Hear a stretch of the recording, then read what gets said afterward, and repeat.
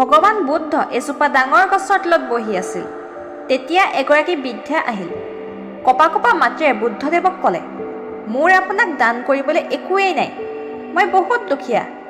আজি এটা আম পাইছোঁ। মই আমটো খাই থাকোঁতেই আপুনি আজি আমাৰ ইয়ালৈ অহাৰ খবৰটো শুনিলোঁ। সেই সময়লৈকে মই তাৰে আধালৈকে খাই পেলাইছিলোঁ।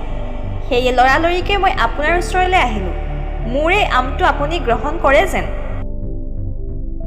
গৌতম বুদ্ধই নিজৰ দান পাত্ৰত সেই আমটো শ্ৰদ্ধাপূৰ্ণভাৱে থৈ দিলে। বৃদ্ধাগৰাকী সন্তোষেৰে উভতি গ'ল। তাত উপস্থিত থকা ৰজাজনে এয়া দেখি আশ্চৰ্যচকিত হৈ পৰিল। তেওঁ বুজি নাপালে যে বুদ্ধদেৱে ইমান আগ্ৰহেৰে আধা খোৱা আমটো কিয় গ্ৰহণ কৰিলে। তেওঁ বুদ্ধদেৱক সুধিলে, এই আধা খোৱা আমটোত আৰু বৃদ্ধাগৰাকীৰ মাজত কিনো বিশেষত্ব আছে। বুদ্ধই হাঁহি ক'লে, ৰাজন, এই বৃদ্ধাগৰাকীয়ে নিজৰ সঞ্চিত পুঁজিৰ আটাইখিনিক মোৰ চৰণত সমৰ্পণ কৰিছে, য'ত নেকি আপোনাৰ দৰে বহুতেই নিজৰ সম্পূৰ্ণ সম্পত্তিৰ এটা সৰু অংশহে মোক দান কৰিছে আৰু তাৰ পিছতো দান কৰা বুলি অহংকাৰ কৰে।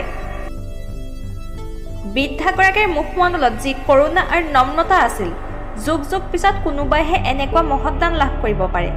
আৰু সেইবাবে আপোনালোক সকলোৱে দিয়া দানৰ ভিতৰত এই বৃদ্ধাগৰাকীৰ দান সৰ্বোত্তম।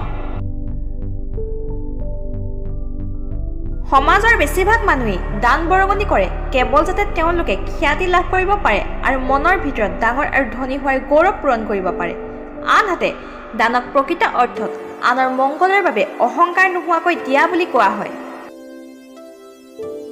যেতিয়া এজন ব্যক্তিৰ কোনো এটা বস্তুৰ অভাৱ হয়, কিন্তু যেতিয়া প্ৰয়োজন হয় তেতিয়া সেই ব্যক্তিজনে যদি সেই বস্তুটোৰ এটা অংশ আনৰ সহায় আৰু দান বৰঙণিৰ বাবে দি দিয়ে, তেন্তে সেই দানৰ মূল্য বহুগুণে বৃদ্ধি পায়।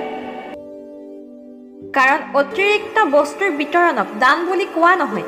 আনহাতে যিবোৰ বস্তু আপোনাৰ বাবে প্ৰয়োজনীয় আৰু সীমিত পৰিমাণৰ, কিন্তু তথাপিও আপুনি সেইবোৰ আনৰ সহায়ৰ বাবে উৎসৰ্গা কৰে, তেন্তে আপুনি প্ৰকৃত অৰ্থত এজন দানী ব্যক্তি। আৰু এনেধৰণৰ নতুন নতুন ভিডিঅ' পাই থাকিবৰ বাবে আমাৰ জোনাকী মটিভেশ্যন ইউটিউব চেনেলটো ছাবস্ক্ৰাইব কৰক আৰু লগতে ভিডিঅ' চাই কেনে পালে তলৰ কমেণ্ট বক্সত কমেণ্ট কৰি জনাওক আৰু লাইক এণ্ড শ্বেয়াৰ কৰক।